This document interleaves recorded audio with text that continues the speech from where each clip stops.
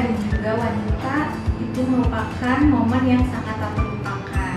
Nah, maka dari itu saya di sini sebagai ahli gizi Provinsi Jawa Barat, nama saya Putri, akan memberikan ilmu atau sharing kepada ibu-ibu hamil yang ada di luaran.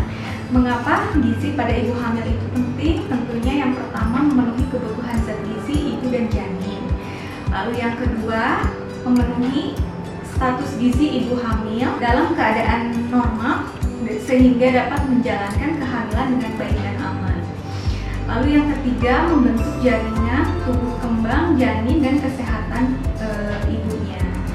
Lalu yang keempat, tentunya mengatasi permasalahan selama kehamilan. Contohnya yaitu ada anemia, kekurangan energi kronis atau KEK, dan masih banyak lagi.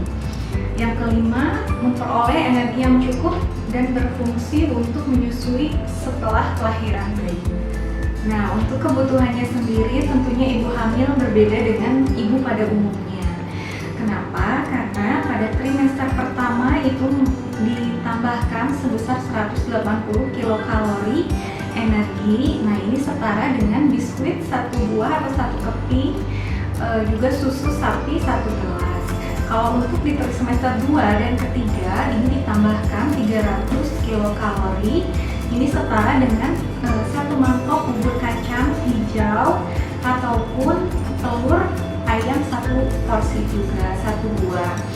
Nah, bagaimana dengan frekuensinya? Kalau untuk frekuensinya sendiri, ibu hamil sama dengan ibu pada umumnya, boleh 3 kali makan utama, 2 kali selingan. Kalaupun memang ibunya itu mempunyai emah atau nyeri ulu hati, ibu bisa makan porsi kecil tapi sering. Asupan zat gizi pada ibu hamil terbagi menjadi 2, yaitu zat gizi makro dan zat gizi mikro.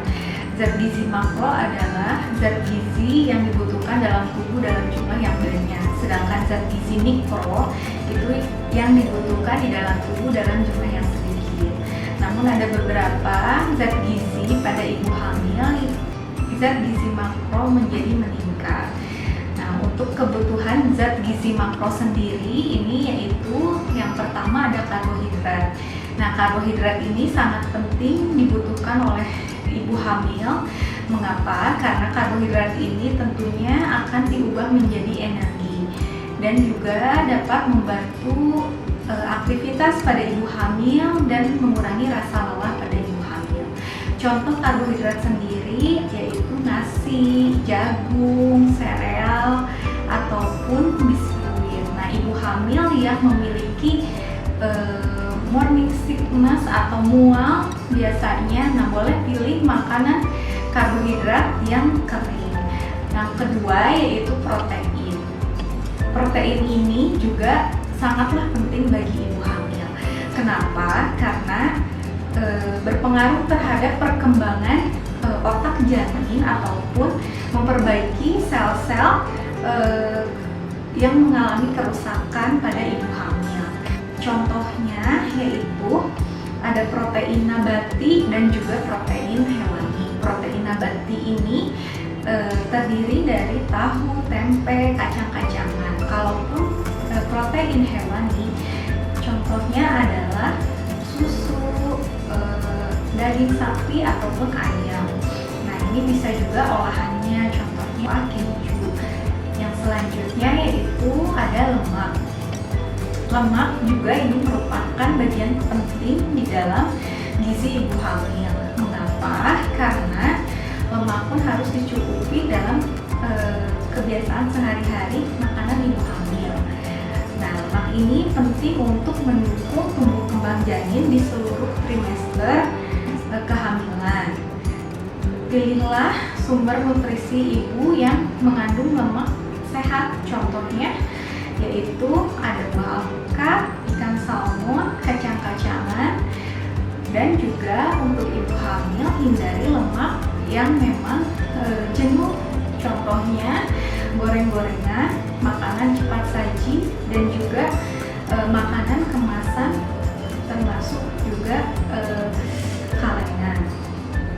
Nah, untuk selanjutnya zat gizi mikro yang dibutuhkan oleh ibu hamil, saya singkat di sini menjadi AD, karena dalam trimester pertama maupun trimester ketiga ini sangat dibutuhkan oleh ibu hamil.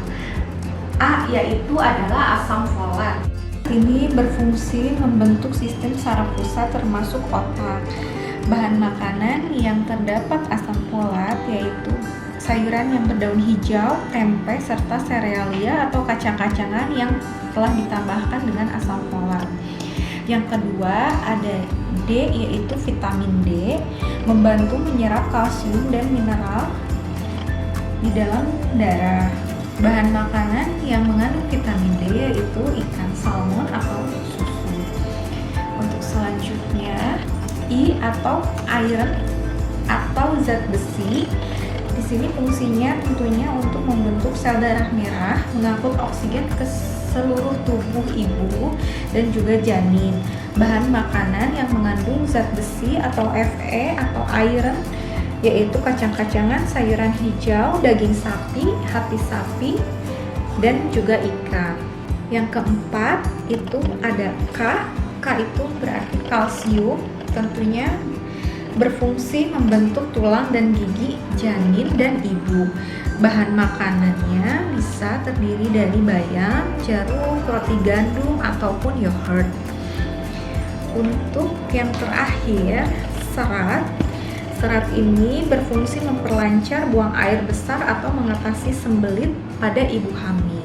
Karena biasanya ibu hamil mengalami hal tersebut, sehingga untuk serat bisa dikonsumsi juga lebih banyak dari biasanya. Dan bahan makanan yang termasuk ke dalam serat tentunya sayuran dan buah-buahan. Nah, itu tadi merupakan zat gizi yang diperlukan oleh ibu hamil selama masa kehamilan. Sekarang, mari kita lanjutkan kepada tips untuk ibu hamil agar menjalani kehamilan dengan baik, tentunya dalam mengkonsumsi makanan. Yang pertama, makan pagi setiap hari. Apabila ibu hamil dengan kondisi morning sickness atau mual, muntah, boleh memilih makan makanan yang kering.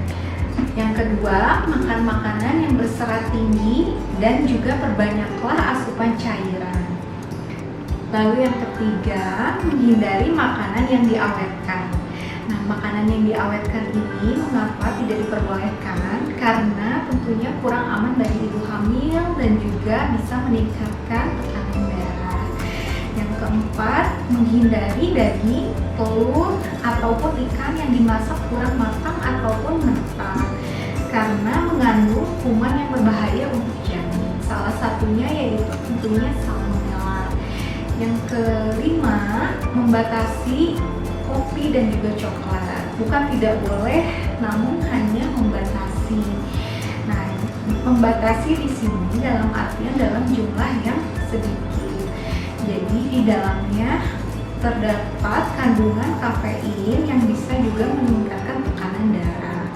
Yang keenam, membatasi makanan yang mengandung energi tinggi, seperti banyak mengandung gula, lemak, ataupun contohnya yaitu keripik atau kue. Mengapa? Karena juga bisa meningkatkan berat badan ibu ataupun janin yang berlebihan. Yang ketujuh, membatasi makanan yang mengandung gas, pedas, dan berlemak. Nah, makanan ini salah satu contohnya yaitu nangka ataupun kol ya. Nah, di sini juga berlaku untuk ibu hamil yang mempunyai penyakit MAH agar mengurangi makanan tersebut. Yang kedelapan, membatasi konsumsi makanan ringan. Sama halnya tadi ya. Jadi untuk ibu hamil itu memang makanan ringan itu dibatasi, minuman berenergi itu dibatasi. Begitulah tips yang saya berikan untuk Anda. Untuk selanjutnya kepada ibu hamil, jangan ragu dan jangan lupa mengkonsultasikan mengenai kesehatan kandungannya kepada dokter kandungan, dan juga tentunya untuk pemenuhan zat gizi kebutuhan ibu hamil yang tepat, ibu bisa mengkonsultasikan kepada ahli gizi. sini mungkin saya akan mengakhiri season ini. Wabillahi taufiq wal hidayah. Wassalamualaikum warahmatullahi wabarakatuh. Semoga sharing ilmu ini bermanfaat untuk kita